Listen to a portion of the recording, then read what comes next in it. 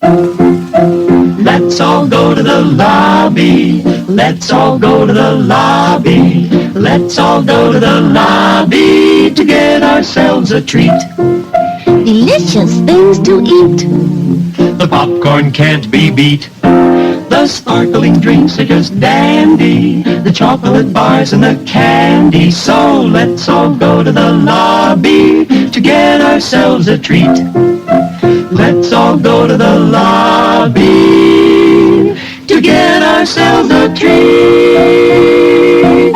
Hey, it's Duke. This is Corey. And welcome back to another episode of the Drive-In Review. Yeah. What are we going to do today, Sea-Dog? So we're doing the Richard Pryor and Gene Wilder episodes. Cool. Episodes. Richard Wilder and Gene Pryor. The movies, the foursome. The four movies that they did. Yep.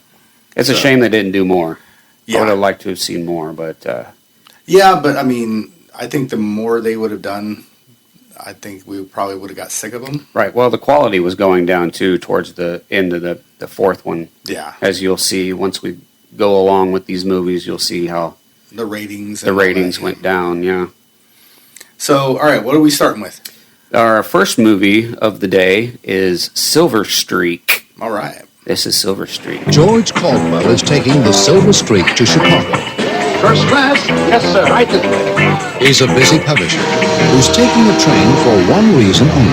I just want to be bored. Come on. Well, you're in for the ride of your life. Yeah? You just pick out a little chickie, my friend, and it's hug and munch all the way to Chicago.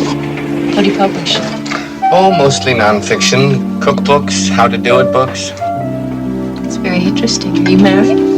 Divorced. But in the next 3 days, he will fall in love. He will witness a murder.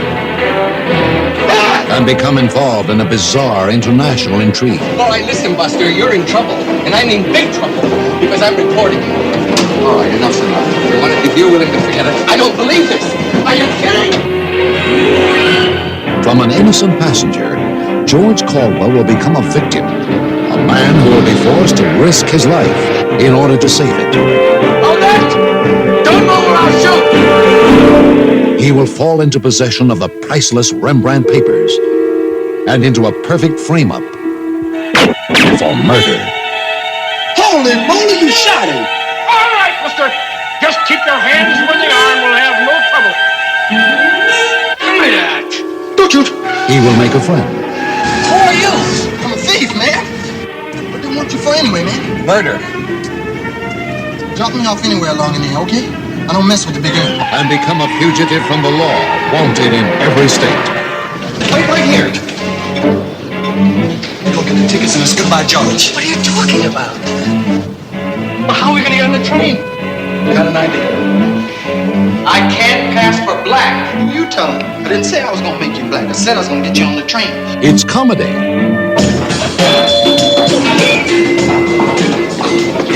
That's my man. That's my man. I don't think we'll make it past the cops. We'll make it past the cops. I just hope we don't see no Muslims. It's romance. You've got shoe polish behind your ear. And adventure in the runaway suspense hit of the year. 20th Century Fox presents a Frank Yablans presentation, Silver Streak.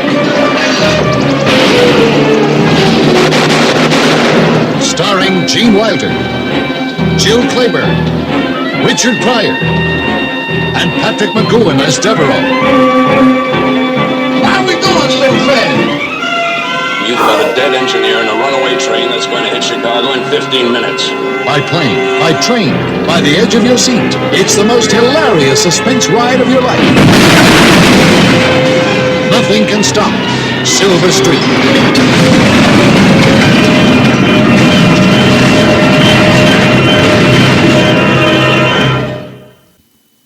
So that's Silver Streak. Yeah, Silver Streak, probably my second favorite out of the four movies. How long has it been since you've seen this movie? It's been about 15 years. Okay. Yeah, I was going to rewatch it, but I didn't have a chance to. Okay. So. I watched it again for the first time yesterday. I really enjoyed it. I didn't even realize it had been 10 years, over 10 years since I've seen it. So when I watched it, I was like, I don't remember this movie. So, out of the four, I mean, it's hard to not forget or not remember this one because it was the very first one. But see, the other ones were more memorable as they went on the later years. I think this movie was just the writing was really good and it was executed really well. But yeah, I think I love it. If you haven't seen it, I definitely recommend it. Yeah, if no one's ever seen it, it's about they're on a long distance train trip. A man finds romance, but also finds himself in danger of being killed, or at least pushed off the train, anyways. And it stars Gene Wilder, Richard Pryor, Ned Beatty, and Jill Clayburgh. And Scatman Crothers, Richard Keel, Fred Willard, and Ray Walston. Oh, yeah. Who we know as Mr. Hand from Fast Times at Ridgemont High. Right. The film was released December 3rd, 1976 by 20th Century Fox. It was made on a budget of $6.5 million. Do you think it flopped? No. No, it did not. It made a whopping $51 million. That's a lot. Yeah, for 76, yeah, it did very well. Right. This was the first movie starring Gene Wilder and Richard Pryor together as a duo. And Richard Pryor doesn't even appear in the film until 63 minutes into the movie. Wow. Yeah. So I had forgotten that. So when he came up on screen, I paused it to see how long it, it was halfway through the damn movie, and where the hell's Richard Pryor? Right. And it was 63 minutes in. I was like, damn. That's crazy. So IMDb gave this a 6.9 out of 10, which is pretty decent. Mm-hmm. I think it deserved more than that, but that's neither here nor there. Right. Letterboxd gave it a 3.3 out of 5, and Rotten Tomatoes gave it a 76% with an audience approval rating of 71%. Still, Okay. I think it needed to be higher, but... Yeah, I'd say about a notch. Yeah. Yeah. Whatever a notch would be. What did you give it? Bump it up. I gave it 9 out of 10. Okay. I'll give it 8 out of 10. Okay. Yeah. I think you need to rewatch it. I might bump it up if I do. Because I did. It was initially 7 out of 10. Okay. And then I watched it and I'm like, this is such a damn good movie. I even messaged you. I was like, this is so good. It's such a good movie. Yeah. But yeah, definitely 9 out of 10. Definitely. All right, Rain Man. Calm down. The movie was directed by Arthur Hiller, who died in 2016. We know Arthur Hiller as the director of the original Out of Towners with Jack Lemmon. Mm-hmm. He also did The Lonely Guy with Steve Martin. Teachers, Outrageous Fortune. Was that Shelley Long? Yeah, Shelley Long and Bette Midler. Yeah. And also Taking Care of Business with Charles Grodin and Jim Belushi. Right. And The Babe with John Goodman. John Goodman, yeah. All good movies. Yeah. The movie was produced by Edward K. Milkus, who is known for doing production on the original Star Wars TV show. Okay. Also produced by Thomas L. Miller, who was the executive producer on shows such as Bosom Buddies, Full House, nice, Perfect Strangers, Step by Step, Happy Days, Laverne and Shirley, and Family Matters. So pretty much TGI Fridays. The entire TGIF lineup. Yeah. Nice. So yeah. Let's see. Silver Streak was written by Colin Higgins, who died in 1988. He was known for writing such films as Harold and Maude. Have you ever seen Harold and Maude? No. It's an early 70s film. I definitely suggest that one. I haven't seen Harold. Is that the one with Dustin Hoffman? No. No. No, what it's Bud Cort and, I can't remember her name right now, right off the top of my head. But it's such a good movie as well. I'll add that to the extensive list of movies that you need to watch. Yeah, including Midnight Run. Including Midnight Run. And Straight Outta Compton. I'll get right on that. Yeah, I'm sure you will. But he wrote Harold and Maude, You ever seen Harold and Maude? No. He also wrote 9 to 5 and Best Little Whorehouse in Texas. Okay. You ever seen that one? Yes. Okay. Been a while, but yeah, I've seen that one. Yeah, Dolly Parton. Yeah. Yeah. And Burt Reynolds. almost said Burt Midler. Wow. Yeah, it's a fun movie. Yeah.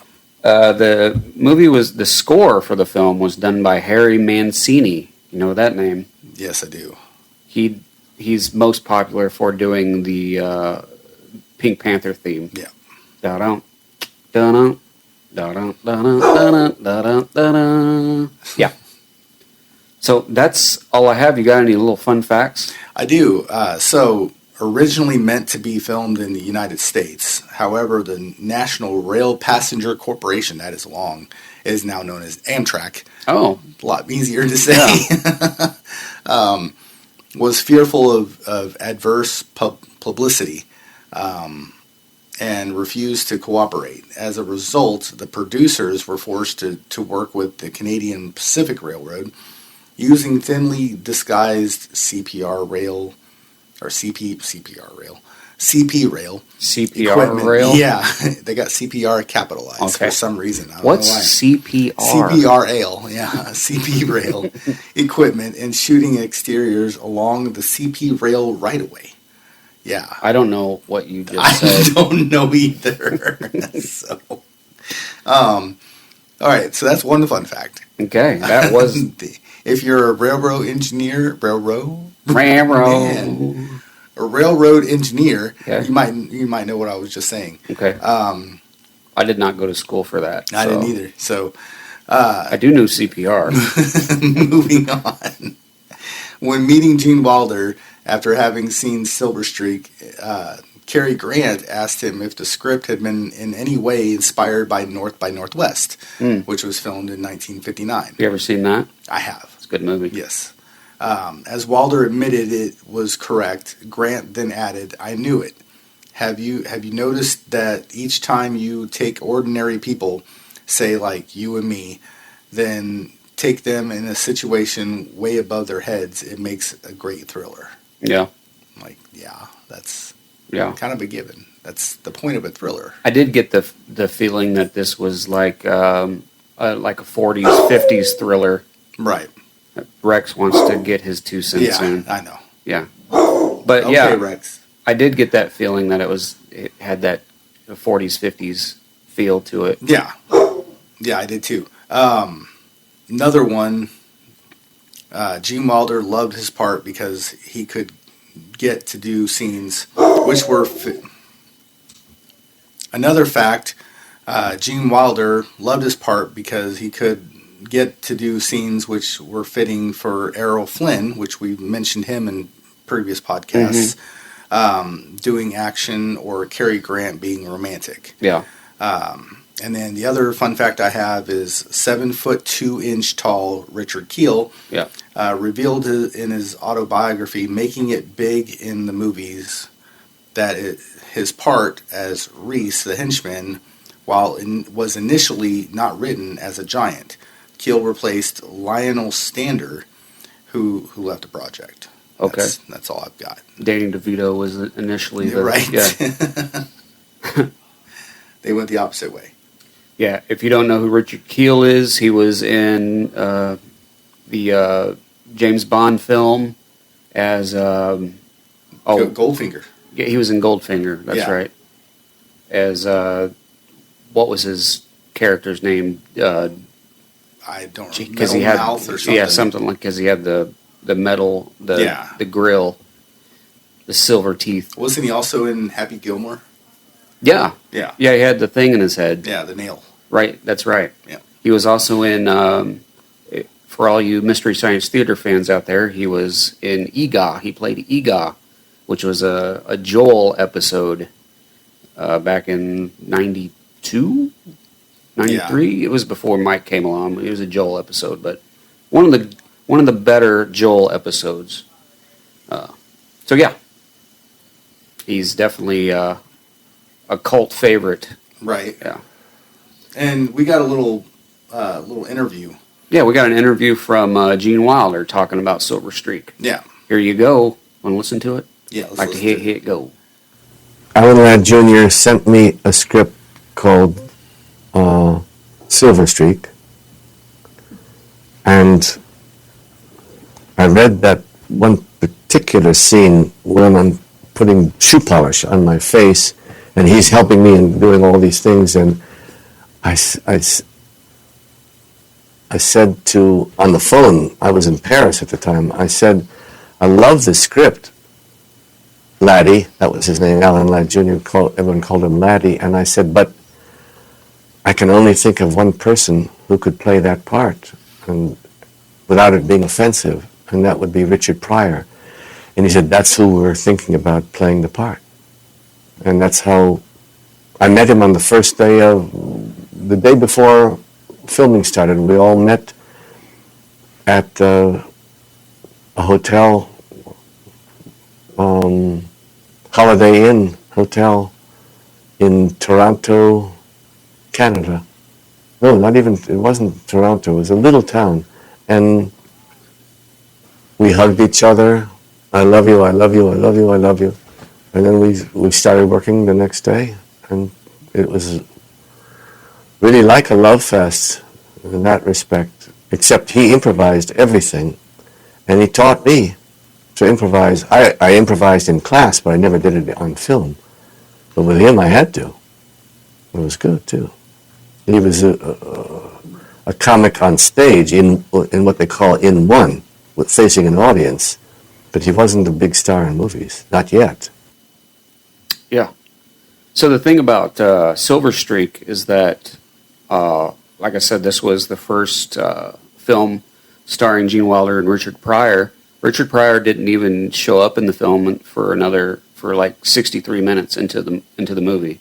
Right. I had to pause the movie when he came on screen yesterday to see how long it had been, because I was like, why? Now, because of the interview that we just listened to and stuff, he said that Richard Pryor taught him how to improvise. So did you notice that in the movie? Once Pryor came on, did you notice a difference in? Yeah, especially when the demeanor? black face came on, because you could tell that they were feeding off each other, and I was looking for that too. Yeah, I was wondering if his chemistry changed.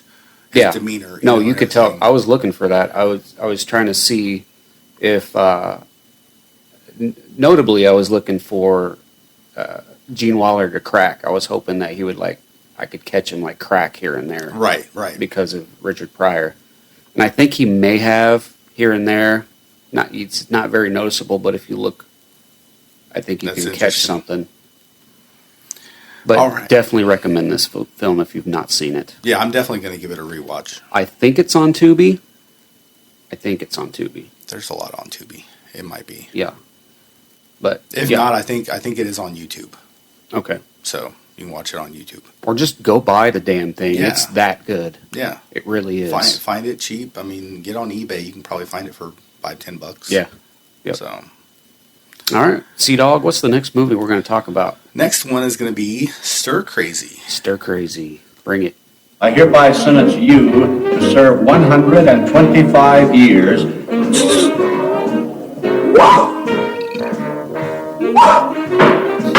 Have you got the right case? Columbia Pictures presents Gene Wilder and Richard Pryor. I have my head overhauled for listening to you. Together again in Stir Crazy. I can't feel nothing in my life. One's a little too good. That's Grossberger, the biggest mass murder in the history of the Southwest. Nobody has ever just sat down and honestly talked with that man. Hello. One's not quite bad enough. They got this Korean doctor just set foot in this country. Make sure you don't get him. That's right. He's the one made the mistake on me. Korean. How do you go? That's the cat did me. Could you actually become involved, romantically, with a prisoner? Absolutely not. Oh, I didn't think so. Excuse me, will you? I'll come with you. Oh, Gene Wilder and Richard Pryor in Stir Crazy. Only these two guys could dress up like woodpeckers and get framed for robbing a bank. Stir crazy. That's right, we're bad. Imagine all the possibilities if the whole world was just like me. Another good movie. Hello. Okay. Don't know what that was. Okay. Technical difficulty there. All right. Anyway, that's another good movie. I'd say that's my third favorite out of the four. Yeah. Actually, I think the first time I saw it, it didn't really do anything for me. I would say first time I saw it, I'd give it 5 out of 10. But that's not the case anymore. I actually seen this one recently. It was on cable, and yeah, it's been over probably 20 years since I seen this one. And I don't know. Like I said, I need to rewatch Silver Streak but these two were I was crossed on. Mm-hmm. I think I would give this one 8 out of 10. Okay. So I give it kind of tied. I give it an easy 7.5 out of 10. Okay. But you want to start it off? Yeah. So Stir Crazy. It's set about two people that were set up and wrongfully accused and sent to prison for a crime they didn't commit. However, no prison can keep them locked in a cage. That's the synopsis. Okay. It stars Gene Wilder, Richard Pryor, George Stanford Brown, and do you have anybody else? Yeah, Joe Beth Williams and Craig T. Nelson. Oh, okay. Who we saw 2 years later in Poltergeist. Right. Jonathan Banks. Nice. Was in it, a young Jonathan Banks, as well as Erland Van Lith. Okay. Who we know as Dynamo in Running Man. Oh, yeah. Yeah. He was also in a horror movie back in the early 80s called Alone in the Dark.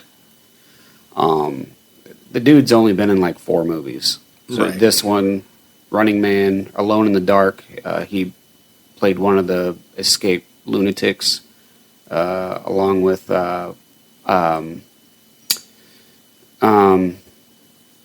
it escapes me now. That's okay. It doesn't matter.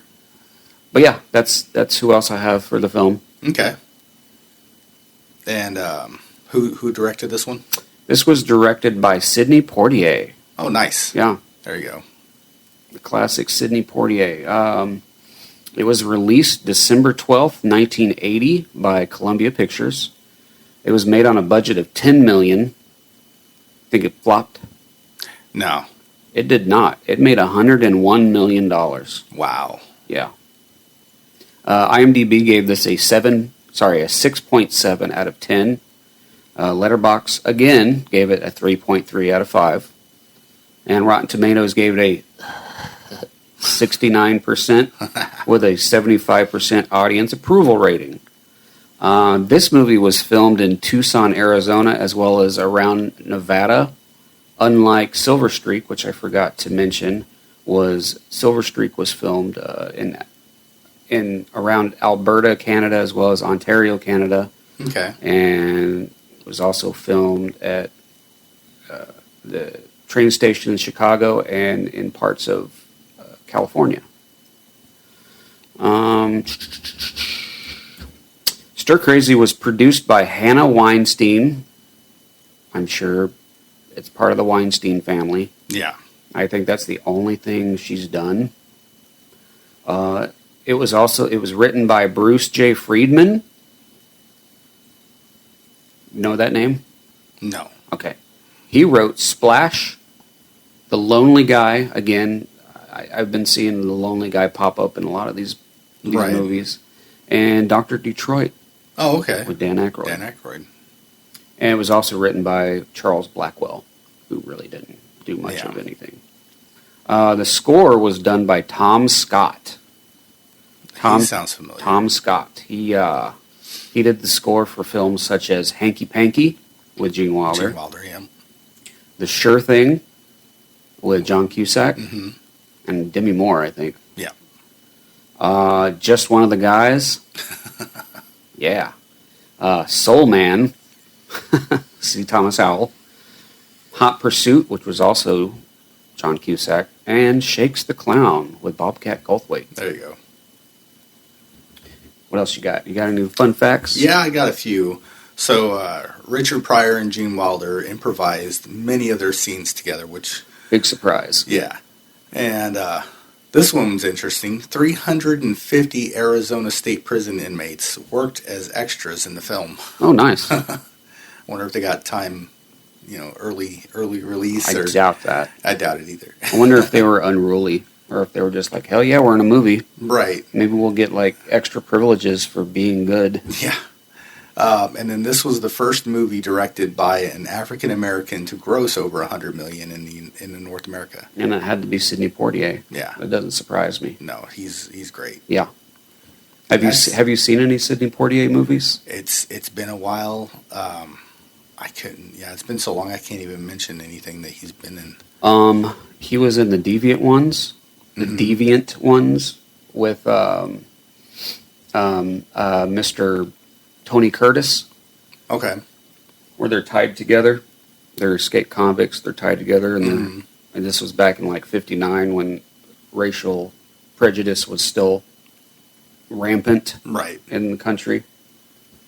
Let's see. He was in the high school movie. One of his first movies was a high school movie, Blackboard Jungle. Never heard of it. That's a good movie if you get a chance to check that one out. I think it was later, like his later years. I seen him in a movie or two. Guess Who's Coming to Dinner? That sounds familiar. With Spencer Tracy. Yeah. And he was also in, what's that one where he's the cop in the South? You know what I'm talking about. Yeah, I know which one you're talking about. I just can't think of it. Yeah. But yeah, these are all pretty good movies. I mean, they're obviously not ones he's directed, but started out as a prominent black actor in the 50s, and 60s. I mean, he's a Grammy Award winner, and he broke that color barrier back when black people were not doing that type of thing. Right, like he paved the way. Yeah, he definitely did. So yeah, that's all I got. Okay. What's the next movie we want to talk about? This one is my favorite of the four. Mine too. See No Evil, Hear No Evil. Yeah, you got a trailer? Yep. Let's do it. Gene Wilder. I'm deaf. Repeat, deaf. Richard Pryor. I'm blind. Repeat, blind. Together again. 8 for 12 o'clock, 8 for 12. We can hang out like this more often. In trouble again. Wally, there's a gun here. Hey! Get rid of it!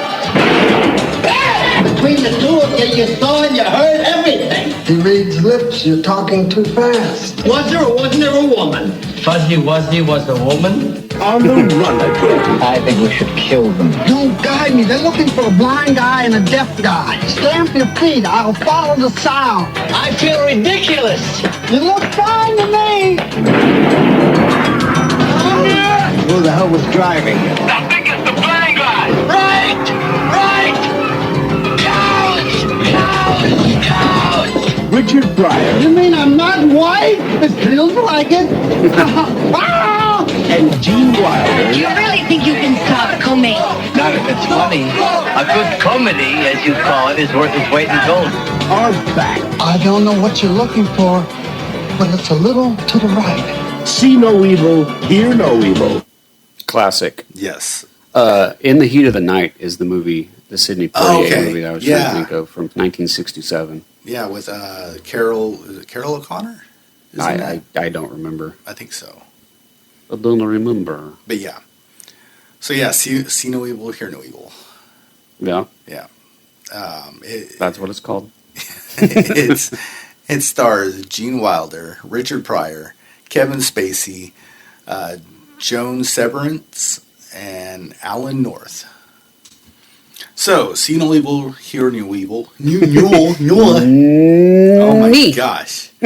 I really do need to find that sound. So Wally Carew, which is Richard Pryor, he's a blind man looking for a job. Dave Lyons is Gene Wilder's character, and he's a deaf man. and who runs What? he runs this news. He's a deaf man, not stupid, who runs a newsstand. When Dave hires Wally, he never imagines they'll have to work together to survive. After a murder occurs at their newsstand. Oh my gosh, I can't talk. I know, I sound like I'm having a stroke. They figure out who the killer is with their collective senses because of her legs, right, and the perfume, the smell. Yeah, Chanel number 5. Yeah. But the investigating detective Alan North. Why can't I shoot him? I want to shoot him. Pegs them as the main suspects. When the real killer, Joan Severance, returns to cover her tracks, the two must really cooperate to live. I can't read today. Like, I don't know. Killers? You mean kidders? Yeah. The Keelers. The Keelers. Is it Joan or is it Joanne? What? Her name. I think it's Joan. It's just Joan. Yeah, Joan. Yeah. Yeah, Joanne would be the NNE. Okay, yeah. You done with the synopsis? Yes. Okay. So, I love this movie. I do too. I watched it a lot as a kid growing up. I've probably seen this movie 1,000 times. Same. It was released May 12th, 1989 by TriStar Pictures. Oh, there you go. Okay. It was made on a budget of $18 million. Do you think it flopped? Hell no. No, but it did only make $46.9 million. Really? Mm-hmm. That's surprising. I assume it's because their popularity was waning. Yeah. This was, 9 years after Stir Crazy? Right. So, I mean, they hadn't done anything throughout the 80s together. IMDb rated this as a 6.8 out of 10. Take it easy. Whoa. Letterboxd, again, gave this a 3.3 out of 5. And Rotten Tomatoes gave it a 27%, but that's critics. Yeah. They don't know a good movie if it bit them in the ass. Right. It's got to be like artsy-fartsy. And it's 72% audience approval rating. There you go. The movie was filmed in and around New York City, as well as Vernon Township in New Jersey. It was directed by Arthur Hiller, who also did Silver Streak. Yeah. Produced by Marvin Worth, and written by Earl Barrett, Arnie Sultan, and also Marvin Worth, who has produced a few things, but he's most known for producing Malcolm X with Denzel Washington. Yeah. And finally, the score was done by none other than Stuart Copeland, who was the drummer for it. You might know as the drummer for the Police. Yeah. I was gonna say Sting or something. Yeah, the Police. Yeah. You got anything else? You got some fun facts there? I do. Bucko. I give this movie 10 out of 10. Oh, same. Yeah. 10 out of 10 easily. I would give it 11 out of 10 if it was possible, because you it's can. Just that good. Yeah, 11 out of 10. Hell with it. I think that's what I gave Back to the Future. Yeah. 11 out of 10. Yeah, we'll go 11 out of 10. I love this movie. If you have not seen this movie, definitely you're missing out. You need to watch it. Run right out to your nearest Blockbuster and rent it. Yeah. All the way in Minnesota? Oregon? Oregon, yeah, Oregon. No, it is on YouTube and everything, so you can watch it there on YouTube for free. Is it? Yeah. Okay. All right, so fun facts. May also be on Tubi as well. Probably. Everything's on Tubi, it seems like. Everything. All right. Gene Wilder went to New York League of the Hard of Hearing to study for his role. Okay. There he was assigned to speech pathologist. My there you go. gosh. You can do it. I'll get there. Speech pathologist Karen Webb, who would ultimately become his fourth wife, actually. Huh. So, what was Gilda? Was he She her third wife? I think so. Yeah. Gene Wilder almost wasn't in the movie. Per his autobiography, he turned the script down twice due to its treatment of the deaf and the blind. He intended to do the same when offered it a third time, but his agent talked him into meeting with TriStar Pictures, the studio behind the film, of course, and the TriStar people asked Gene to rewrite the script for him and Richard Pryor, which he agreed to do. Okay.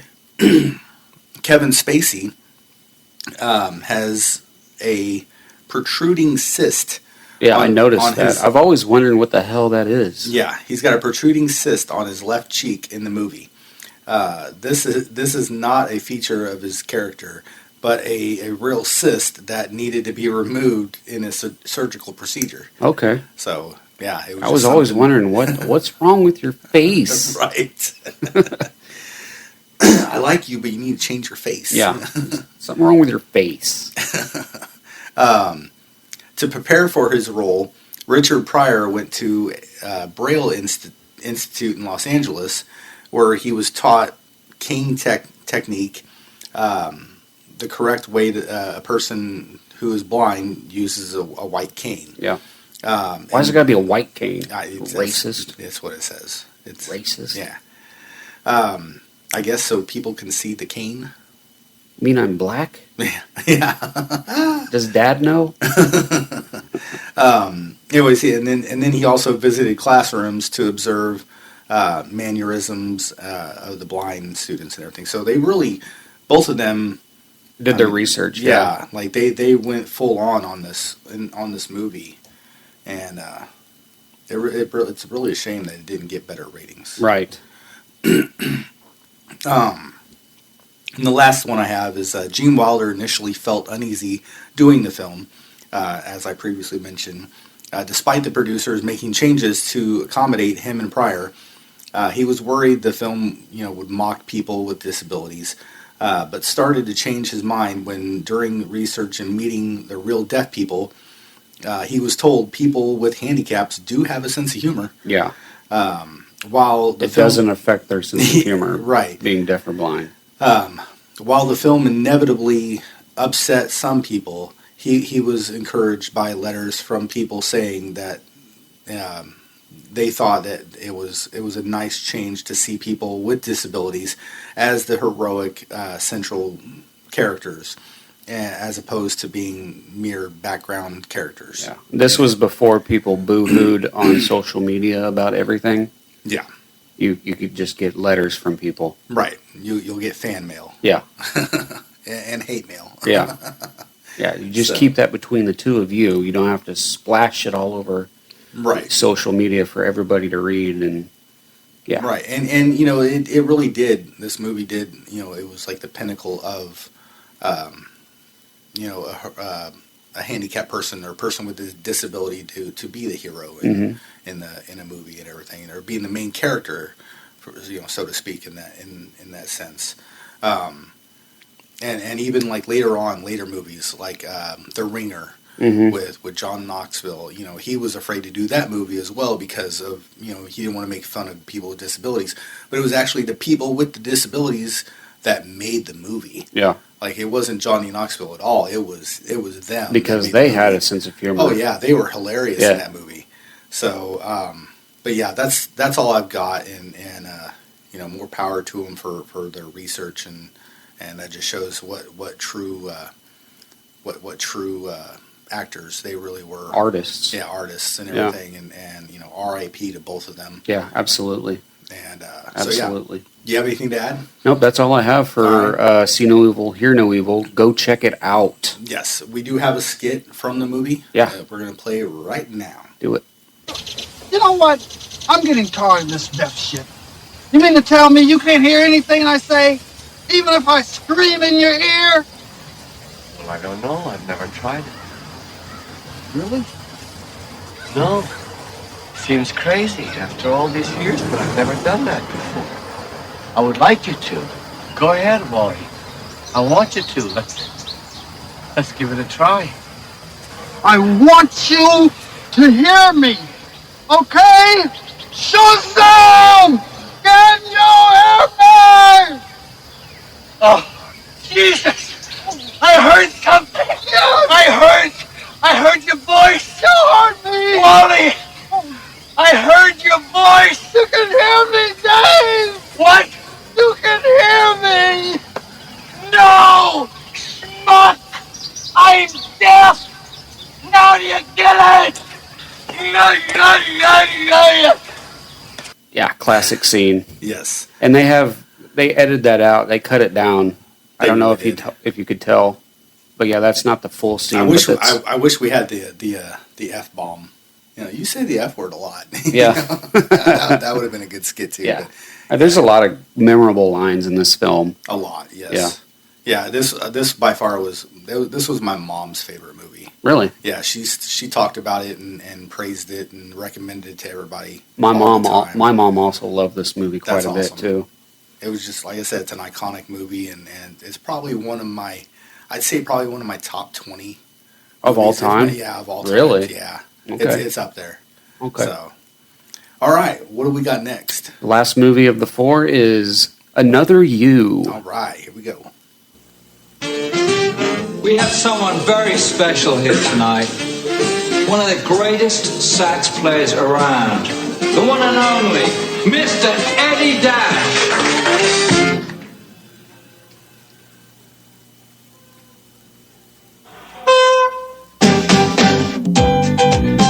I can have a degree here in 24 hours from Harvard.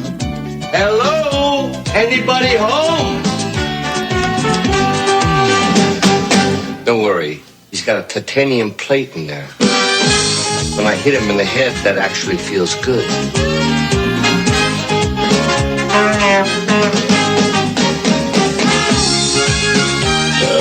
Boy, that was good beer. I am not your husband.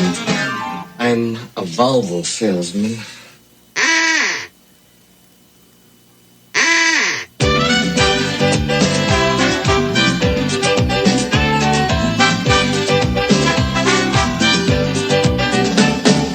Eddie, why are we doing this? I challenge you to pull this finger. Come on!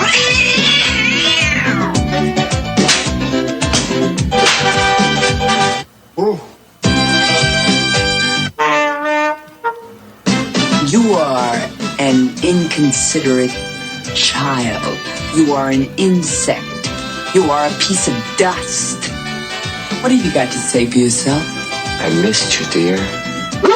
Eddie, Eddie, Eddie.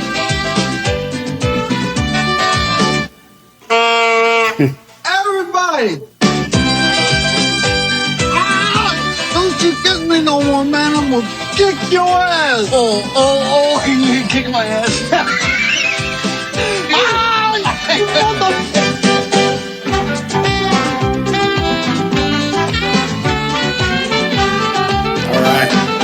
So Another You is my least favorite of the 4, and not because it's a bad movie, because I did watch this a lot as a kid. Right. Basically, any movie between roughly 86 to 92 is like nostalgic growing up watching films for me. And I did watch this a lot as a kid. I had it recorded onto one of my cassette tapes. But it doesn't hit like the other ones, and you can tell that both men are worn out actors. Right. Not in a bad way. I'm not saying that maliciously, but it doesn't have the same spark as the other 3 movies. Yeah, exactly. Like you said, it's not a bad film, but I agree. This is my lowest one of the 4. Mm-hmm. My least favorite, but it's still good. Yeah. I didn't give it a bad rating or anything like that, but not as high as the other ones. So Another You, it's about a mental outpatient is mistaken for a missing wealthy man, and a con man takes advantage of the situation. It stars Gene Wilder, Richard Pryor, and Mercedes Ruehl. Mm-hmm. Also stars Stephen Lang, Vanessa Williams and Kevin Pollak. Okay. Yep. Yeah.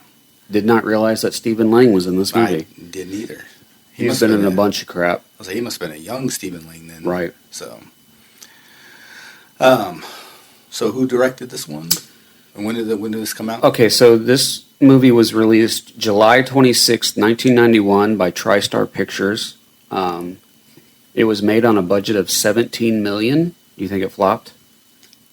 Unfortunately, I think so. $2 million. Oh my God, it bombed. It super flopped. Wow. It was made on a budget of Jesus. IMDb gave this a 5.3 out of 10. Letterboxd gave it 2.6 out of 5, which is fair. Yeah. Rotten Tomatoes gave it a 5% with a 34% audience approval rating. Wow. It was filmed in L.A. and directed by Maurice Phillips, who died in 2012. I don't think he's done a whole lot. No. He was also in the movie, too, like a short part. Was he? Mm-hmm. The film was produced by Ziggy Steinberg, who also has done a few things, not really not really a lot of stuff. I know what I'm trying to say, it just will not come out. But this was the last thing that Ziggy had done. He also wrote the film, and one of the most notable things that he did was Porky's Revenge. Giggity! Yeah. Which was the third movie of that trilogy, right? If you've not seen the Porky's films.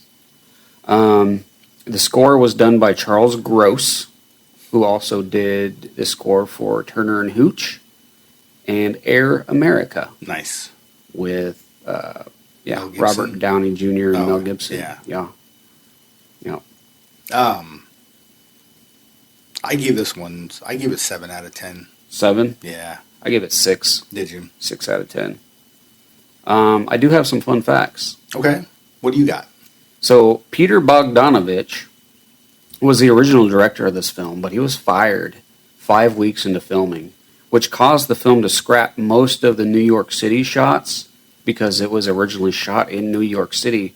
But after Bogdanovich was fired, they moved shooting to L.A., which caused them to scrap all the shots in New York City. Wow. You can still see a lot of the exterior shots in New York City, but the rest was reshot in L.A. I wonder if that had anything to do with the budget. What, him being fired, or? No, for them having to scrap all of that filmage. Well, because after Bogdanovich was fired, the producer decided to move shooting to L.A. instead of New York, because it was all shot in New York. Okay. So they decided to move everything to L.A. I guess it wouldn't, because, they had a budget of 17, but only made 2 out of the movie, so it wouldn't have mattered, much. But that had to take a lot out of their budget, though. Yeah, I'm sure it did. And it sucks that, it happens. The whole film was rocked with just stupid crap. Right. I mean, I've seen films completed and in post-production and then just never finished. They just shelved it. Yeah. So, let's see. Gilbert Gottfried was originally in the Bogdanovich version, but they cut his scene after Bogdanovich was fired. That's a shame. I think one of the main reasons Bogdanovich was fired was because Wilder and Bogdanovich did not get along. I heard that they fought all the time. But I think he had Wilder had rallied to have Bogdanovich fired. Sure, yeah. Also, and you can tell in the film that Richard Pryor was suffering from multiple sclerosis. Yeah. He was frail. Very thin. Yeah, and shaky. And apparently during filming he had to undergo physical training for him to be able to walk. And in some scenes you can see that he's being held up just so he can do the scene. Wow. And I think this was his last movie. Yeah, it was. It was his final leading role Right. in the theatrical motion picture. Yeah, This was also and Gene Wilder. It was also Gene Wilder's final movie. He had done some TV stuff, but because of the death of Gilda, his feeling that he was unappreciated in the movie business. Yeah, he kind of fell into depression. Yeah, so he just kind of backed away from movies, and this was the last thing he'd done. Yeah, as a feature film. Yeah, and well, and you see him later on, in talk shows and stuff like that. Yeah. And it's like, wow, like you haven't seen him in years, and he definitely tell like he had aged a lot. Like, Yeah. It's very, his life really took a toll on him. Yeah, I remember seeing him on, I think it was Conan O'Brien back in like 2004. Looked like he was wearing a robe. Yeah. Almost like a bathrobe or something. I'm like, wow. I think I still have it recorded on one of my cassette tapes. Yeah. But yeah. And you can definitely tell in the recording for Silver Streak that he was very slurred. Yeah, that because that was what 2016 when he did that interview. No, because he died in 2016. Oh yeah. But I'm assuming it was sometime in the 2000s, maybe 2010s. Yeah. He did that interview. But he was definitely aged.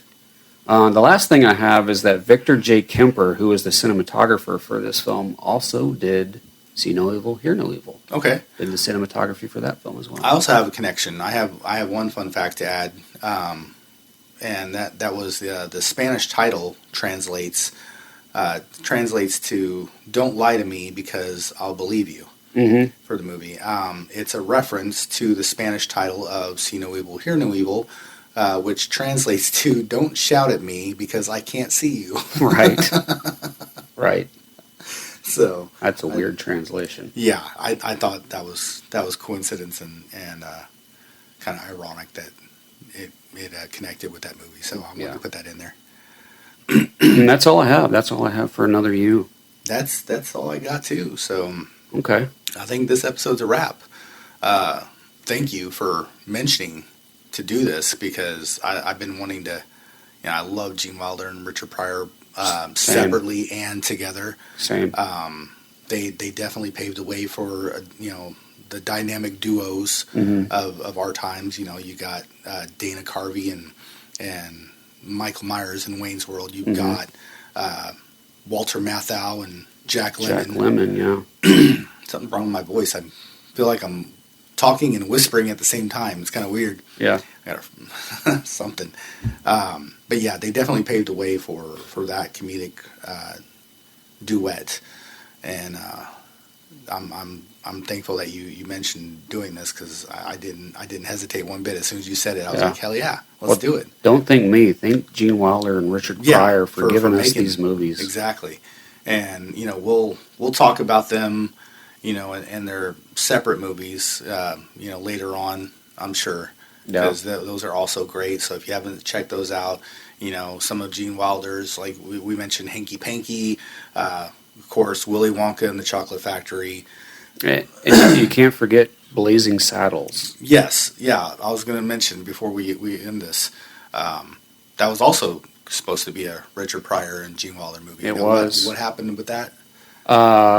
So apparently Mel Brooks was trying to get Richard Pryor as the black lead or the sheriff, but because of Pryor's controversial stand-up routines and his propensity for alcohol and drugs, he couldn't get the financial backing to have Pryor on the project. Okay. So they had to go with Cleavon Little for that film. Okay. And I can totally see Pryor as the sheriff in that film. Yeah, and I mean, Cleavon Little did a very good job. No, he did a great job, yeah. But so basically Mel Brooks had to settle for having Pryor as a co-writer. So Pryor actually helped write the screenplay for Blazing Saddles. Nice. And yeah. And Mel, I recall the interview that Mel said, that he had called Pryor because he was supposed to be there shooting and everything, and he's like, "Where are you at? You know, you're supposed to be here." He's like, "I'm in Cleveland." He's like, "Why are you in Cleveland?" He's like, I don't know. So he's like, "Okay, Richard's out." Yeah. he's spun out again. So yeah, let's go with Cleveland. Mm-hmm. So or Cleveland. Cleveland Little. Cleveland Little. Yeah. So, but that's. I don't think we've covered Blazing Saddles before. No, but we might need to do a Mel Brooks. I think lineup. so. Yeah. Screw people who get offended, because one of my sayings is that if Richard Pryor says it's okay to laugh at racism, it's okay with me. Yeah, exactly. Yeah. So, well, that's a wrap, I think. That's it. That's all I got, man. All right, guys. Well, take it easy, and we'll catch you next time. Bye.